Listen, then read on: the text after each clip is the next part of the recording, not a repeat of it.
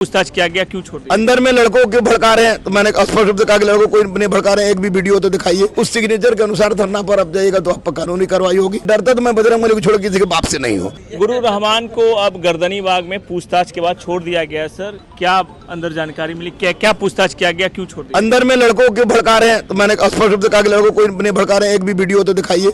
दूसरी बात कहा गया कि लीकेज का सबूत दीजिए, तो मैंने कहा लीकेज कोई सबूत नहीं है। मेरा एकमात्र मांग था नॉर्मलाइजेशन नहीं होना चाहिए। जो अध्यक्ष ने कहा था कि नॉर्मलाइजेशन नहीं होगा, परसेंटाइल नहीं होगा और एक सीटिंग में परीक्षा होगी, वही बात मैंने रखी। तो उसके बाद इन लोगों ने सब कुछ लिखवा लिया और 3 तारीख को एक नोटिस दिया गया कि 3 तारीख को आपको फिर आना है। और वैसी परिस्थिति में आपको किसी भी धरना स्थल पर कहीं भी जाने की आवश्यकता नहीं। आज के बाद अब नहीं बैठिएगा धरना स्थल? उस धरना स्थल पर तो निश्चित रूप से नहीं बैठेंगे, क्योंकि ये छात्रों के ये कानून की परिधि की बात है और कानून की परिधि का उल्लंघन नहीं कर सकते। तो क्या होगा अब छात्रों का? क्या छात्रों का जो डिमांड है नॉर्मलाइजेशन नहीं हो, वो बिल्कुल जायज डिमांड है।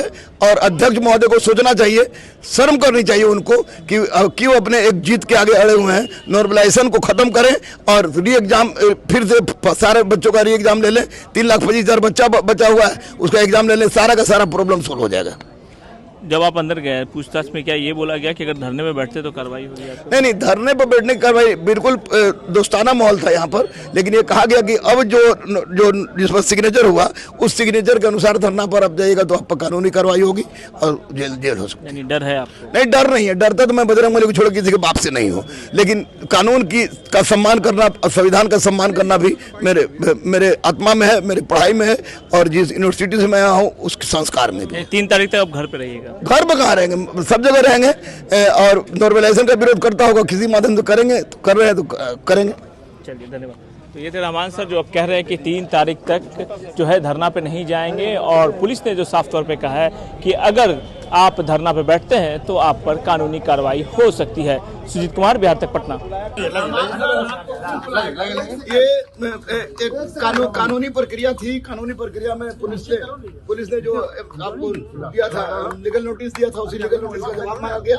और लिख की बात जहाँ तक हुई थी, लिख की बात को हम लोगों ने कुछ नहीं, क्योंकि नॉर्मलाइजेशन की बात उठाए थे, हम लोग नॉर्मलाइजेशन की बात सही कर दिया गया है। 3 तारीख तक हम लोग को कहा गया कि किसी भी तरह परिस्थिति में आप लोग को वहां नहीं जाना है। एसडीएम साहब ने कहा है और पुलिस का रवैया बहुत ही कोऑपरेटिव रहा, जिसको काबिल तारीफ कहा जाए।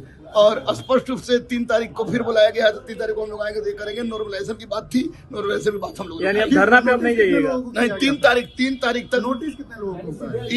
आई डोंट नो, मेरे पास नोटिस आया था, मैं यहाँ आया।